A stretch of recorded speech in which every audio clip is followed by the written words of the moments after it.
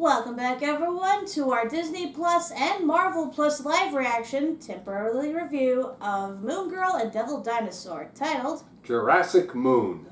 It's been a while since we've gotten to this particular review. Granted, it was not entirely our fault. Unfortunately, as we described in our other videos, we got the human malware. Yeah, so because we got COVID and had to self-quarantine from each other for about 2 weeks, we ended up missing a lot of stuff, including at least 4, by tomorrow, 5 episodes of Moon Girl and Devil Dinosaur. Figures just as I catch up, and something like that happens.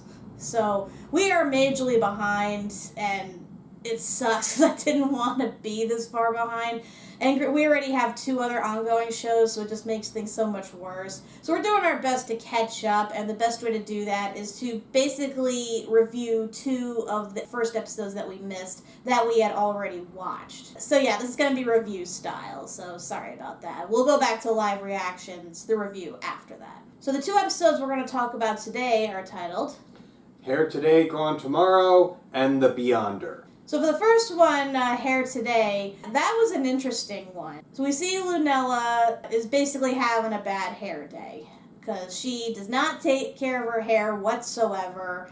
And normally she doesn't let it get to her. She ignores her mom when she tells her to, she has to take care of it proper because, she has thick curly hair. But it's not until a classmate makes fun of her hair that she starts to think, yeah, I probably should do something about it in time for school pictures. So she creates this whole formula that's supposed to straighten it out and makes it flowing and luxurious. Problem is she doesn't do it right. And as a result, her hair falls out. Not only does her hair fall out, it turns sentient. And not only does her hair turn sentient, it turns evil. I mean, you're really stretching the bad hair day pun there. Mm-hmm.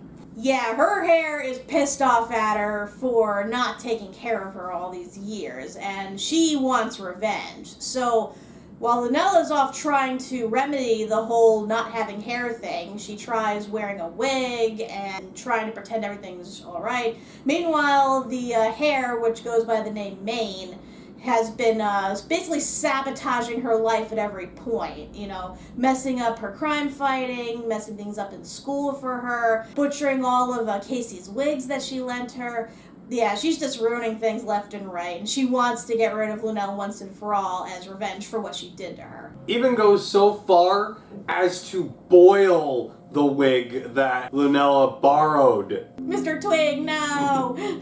I know that's from another movie, but that's what I automatically think of when anybody references that. But yeah, this was an interesting one because it tackles the whole subject of, in particular, black women and how they view their hair as well as how others view their hair. I mean, obviously, I'm not the matter subject expert in any way. I am a woman, though, who has gone through her own regimen when it comes to her hair. Y'all probably can't tell that I actually dye my hair every 3 months or so, because right now, if I didn't dye my hair, you'd see a whole salt and pepper thing going on right here. So I understand what goes into trying to maintain your hair and make it look presentable, both in a regular sense as well as in a professional sense. It's no mystery that black women definitely have it harder when it comes to, their hair, both how they maintain it as well as how they present it, because they unfairly get a lot of criticism and hate for how it looks, for how it's styled, and it's truly unfair. We see so many things in the news about,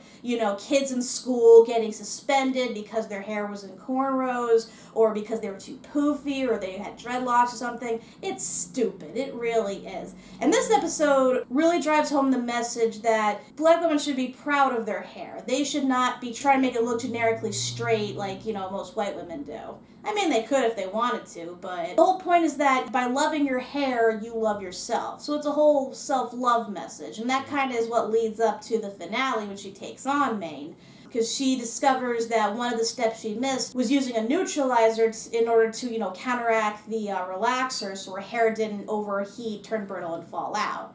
Because that's a big thing, too. Like, anyone will tell you if you bleach your hair or anything and you don't use the proper components, yeah, that shit's gonna fall out, and it's not gonna be pretty. She tries to use it But as she's fighting her, she realizes she's truly fighting herself here. That it's really, the hair's hatred of her because of her mistreatment that's really is what causing the issue here. And so she apologizes and promises to take care of it from now on. And thankfully, Maine forgives her, rejoins her, and now her hair's all big and fabulous. I said, this was a very nice episode, in my opinion. Like I said, a lot about self-love, a lot about accepting your culture, and not letting the haters, tell you otherwise. It's a very important message, like I said, especially for girls, especially for women of color. Because you should be proud of your hair, no matter what. And I get some people don't exactly have that luxury. Some just are born with hairdos that they don't care for. My mom, for example, she has very thick, coarse hair that's puffs out whenever it gets humid. And so she's always trying to straighten it and stuff. And I get that. That happens to me, too. When I lived in Florida, I looked like Monica from Friends in that one episode for 3 months straight. But the point is, again, it's all about self-love. Enough self-love to, take care of yourself properly. Right, Doug? With your poofy Jew hair. Yeah. No, my hair is all poofy and curly. It's just, when it grows, it doesn't grow down or anything. It grows out. It gets all over the place. I do not like it. He gets the signature Jew fro. Do not like it. I like when my hair is short. It's nice and comfortable. Mm-hmm. Yeah, normally I'd keep my hair short, too. The one thing I like about this was Lunella's mom showing her pictures of her growing up, how she had a different hairstyle for every year of school. That kind of was me. My dad liked me having long hair, but I always liked to put it in a ponytail, or I put it in a braid or something. And then once I got to middle school, I just started chopping it off annually. It was just easier to maintain. And my hair grows so fast and so thick, it's I need to chop it off.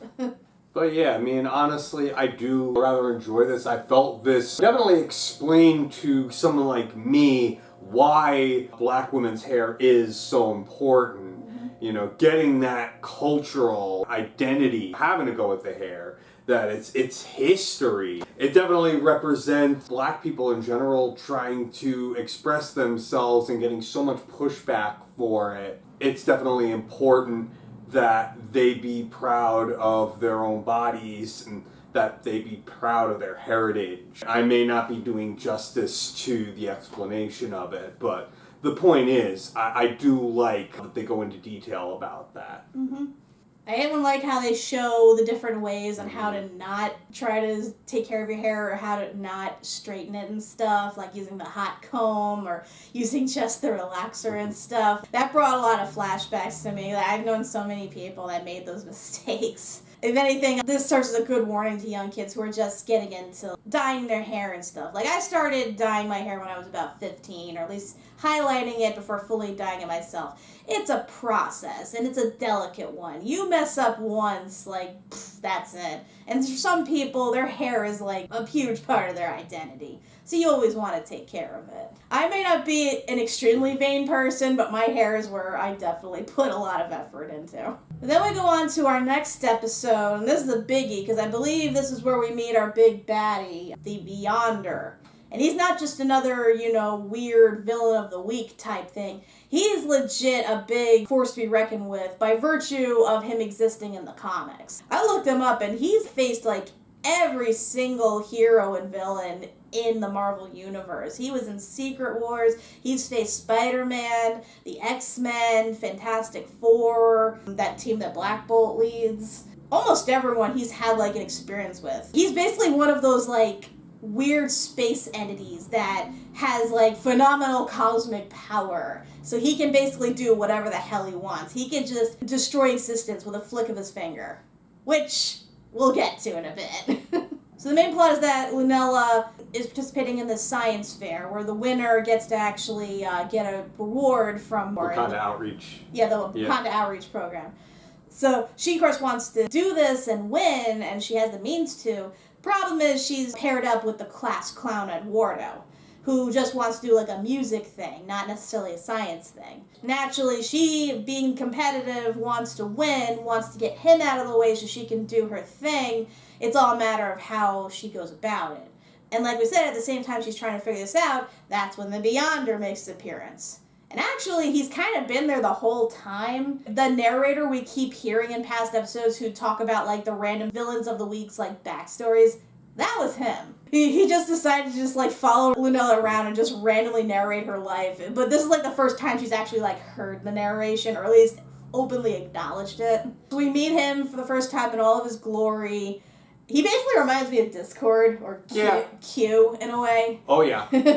He's kind of like a goofball. He's, like, doing his own thing. He's trolling her at every turn. He reveals that he's there for a big purpose, but because Lunella's so hyper-focused on the science fair, she just doesn't acknowledge it and ignores him. It's like, okay, I get you deal with a lot of Marvel villains on a daily basis. You've seen a lot of weird shit, but, like, I would think meeting this cosmic, all-knowing, all-powerful being would warrant a smidge more of your attention.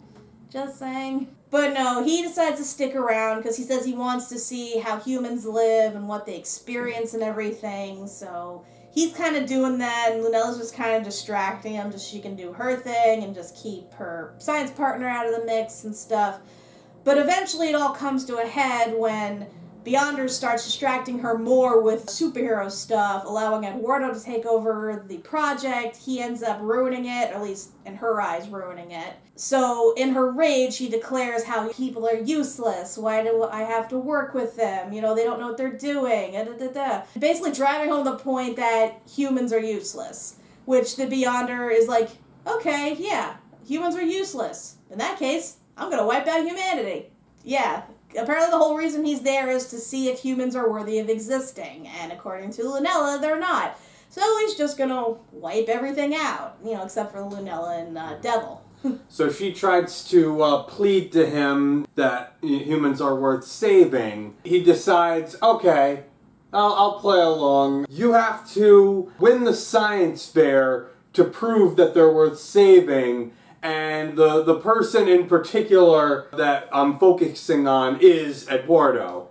Because apparently you think of him as the weakest link. So, therefore, if he can prove to me that the human race is worth saving, then I will agree to your terms. And of course this happens right after Eduardo kind of tells Lunella off for excluding him and basically throwing out his project and making her own. She realizes that she's being a jerk, but she still wants to go through with winning the science fair with her own device. So Beyonder decides to equal the playing field a bit by getting rid of her device altogether, or at least turning it into pickles.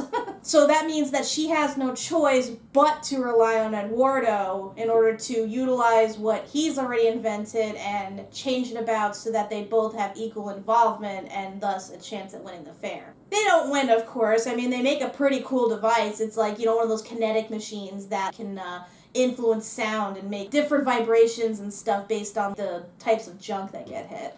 But because they really didn't get time to actually test it, fine-tune it, it falls apart while they're being observed. In the Beyonder's eyes, they failed, which means humanity's kaput. And even though Lunella tries to stop him, like I said, snap of his fingers, humanity's gone. And she and Devil just left floating in the void. Chibi Devil. Yeah, Chibi Devil. Psych! Nah. Yeah, he didn't actually destroy humanity. He could have, but he didn't, because he actually was impressed by their machine and how they worked together to create something really beautiful out of a pile of junk. So he believes that humans actually are worth investing in, but only on a trial basis. He says he's going to keep an eye on them, you know, see how humanity goes from here, before he, I guess, makes his final judgment on things.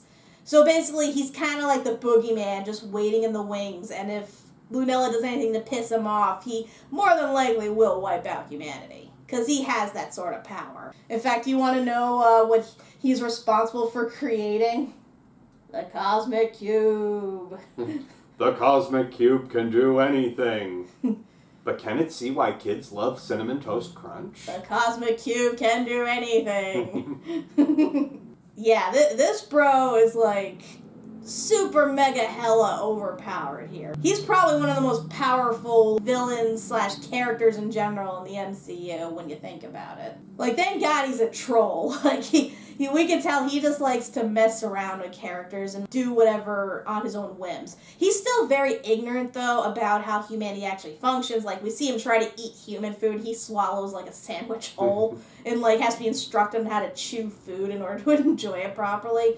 So, there's some hope there that he might learn, but the thing is, like I mentioned, in the comics context, he is a villain, or at least a very strong antagonist who doesn't really know any better, and because he's not very emotionally mature, everyone and everything falls to his whims. Like, think the Collector from Owl House. That's pretty much who he is. So it'll be interesting to see where we go from here and how he factors into the big plot overall. I will say, though, I like his design, and I love that Lawrence Fishburne voices him. It's, like, so fitting. And he seems to have a lot of fun with the role. Oh, yeah. And I love hearing him sing, too. Reminds me of his Cowboy Curtis days.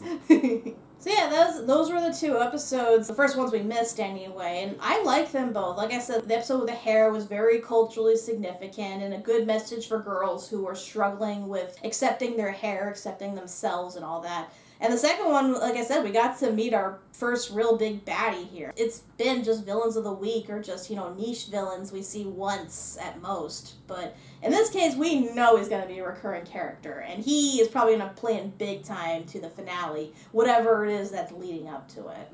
Although I do wonder if he's actually going to appear in the MCU or not. He could theoretically be more powerful than Thanos or whoever else. And plus, he does appear in Secret Wars, which we know is coming up. I read certain segments, like, for instance, he actually entered a wrestling match with the Thing, but he lost because he wasn't used to having a human body. It's clobbering time! And what was it? At one point, he actually met Daredevil and actually cured his sight. But the only reason he did that was so he'd represent him in court. Like I said, he's done a lot of weird things. Like, look him up. Like, the amount of shit this guy's done. Like, wow. So next time, we're actually going to do a twofer, like I said, as our way of catching up on things. So the next 2 episodes we're going to live react to are Moon Girl's Day Off and Teacher's Pet. I really do want to catch up on this. I've been dying to. It's just, we want to maintain the format as much as possible. We'll catch up eventually, and then after that we have this week's episode. Might have to double that up with the following weeks, again, just because we have so much going on between this, Mandalorian, and Bad Batch, so bear with us. We will get to everything, because this is a good show. It's worthy of acknowledgement. They've been promoting the hell out of it. I've been seeing it everywhere. We want to keep that momentum going. So until next time, I'm Kat MacBerrie. I'm Doug MacBerrie. And the Cosmic Cube can do anything. Can it cure COVID? I don't know about that.